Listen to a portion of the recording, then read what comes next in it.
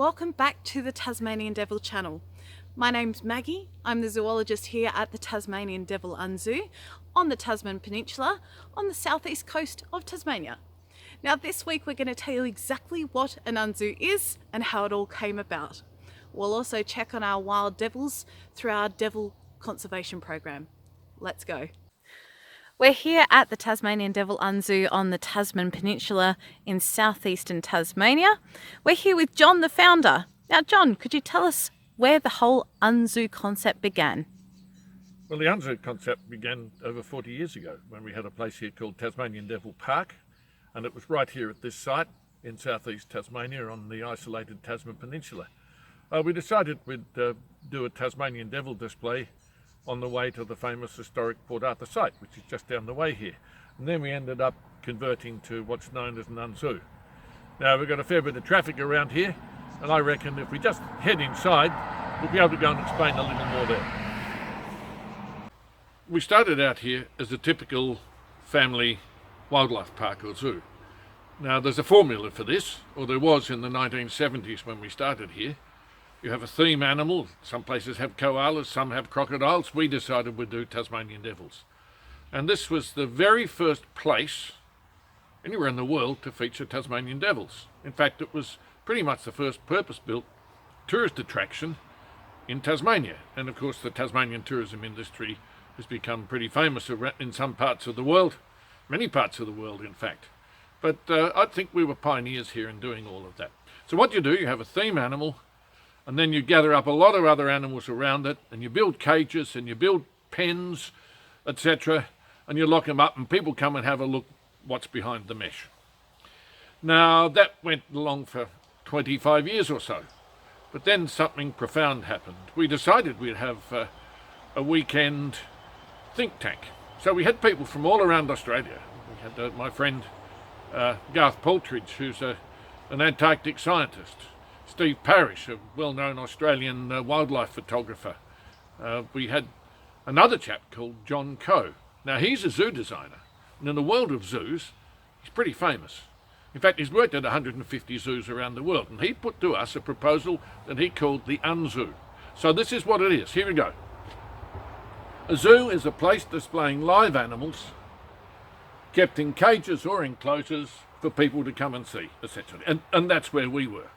But he presented another vision because he had a look around our property here, and he said, look, I love the habitats you've got. You've got waterfront, you've got bushland, you've got a stream, you've got pasture, you've got trees and forest.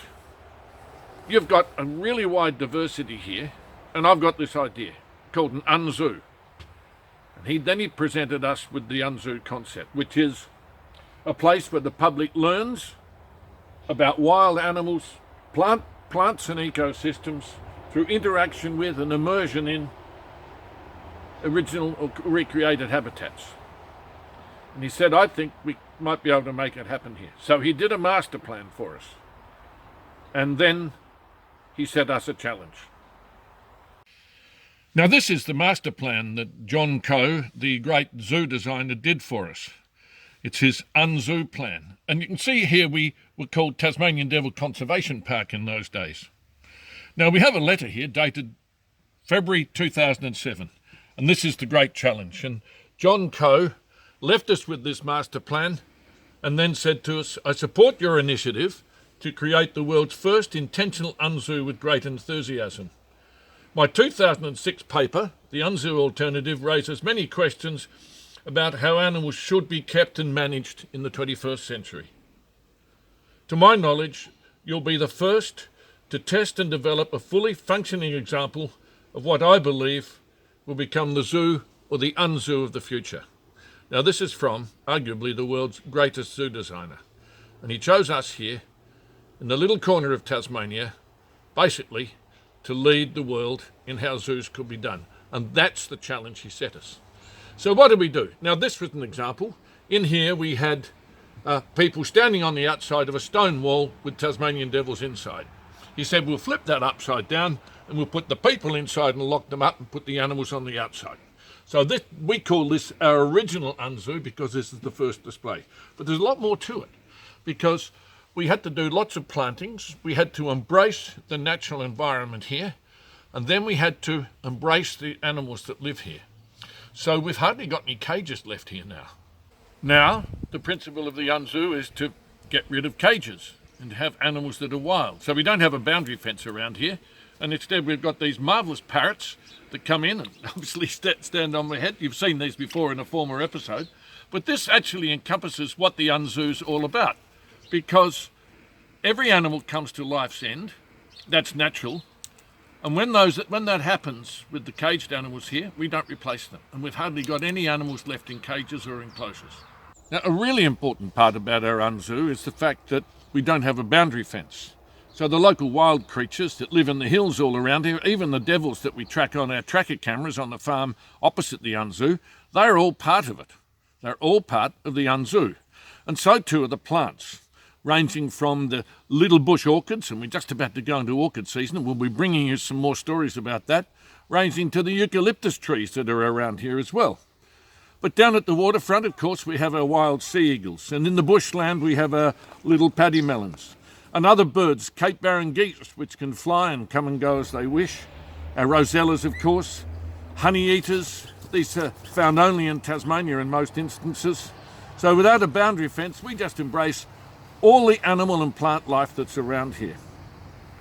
Now, we've said before, we actually do need to keep our Tasmanian devils enclosed because of the devil facial tumour disease that's in the wild. So the principle of that is that we work with the wild devils and we monitor them. We set up cameras to make sure there's no disease in the area. But also, we have these wonderful creatures and the native hens that are just here as well. You can just see them there. And so these are all wild. There's no boundary fence around this place. And that's basically the principle of the Unzoo. So what happens now? Well, the key is that our guides take you around to show you the wild animals. They come in at feeding time. We have sea eagles at the waterfront. We have endemic, just got distracted a little bit there. These parrots are quite distracting. But we have sea eagles at the waterfront. We have endemic honey eaters, endemic paddy melons. Endemic means it's found only here, and lots of other creatures. So a visit to the Unzoo is unlike going to a zoo or a wildlife park.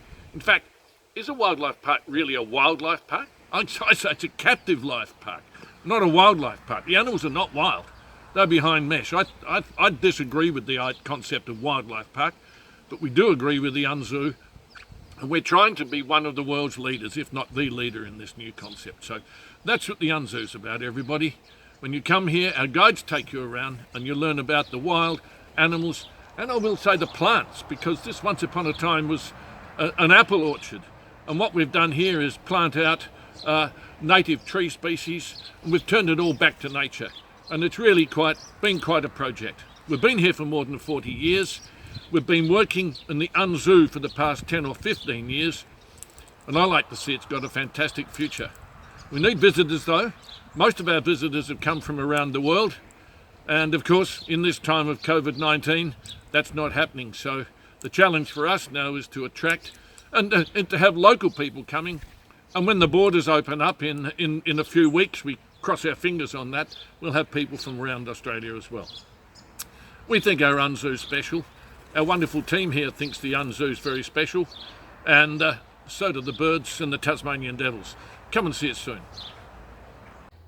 And there you have it. So that's what an Unzoo is, and we are the first intentional Unzoo ever to be put into practice. So that's how we're able to interact with all the wildlife, the native wildlife here in Tassie. Now we better go and check on those wild devils and make sure that devil facial tumour disease hasn't made it onto the Tasman Peninsula.